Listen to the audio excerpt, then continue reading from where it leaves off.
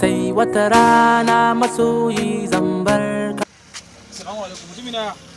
Allah na jefar da wata dan taimaka da Allah dan kira mita. Yanzu na yanzu da Allah dan taimaka samu 081 679 2 081 67 07 71 79 to da Allah kira mu sauri a zamanin nan ba kowa ba zai tsinci waya dai Allah tsananta rabu.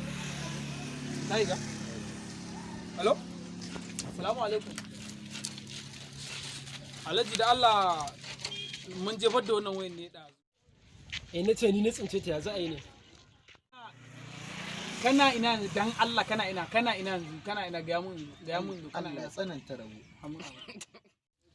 dama wallahi jira nake ka kira ni dama charger nake so da kwallon ka kawo mini ka sai yanzu waya in ba charger ta ba kai original kasa ba ta caji wallahi dan Allah dan annabi ka taimaka waya 32,000 dan Allah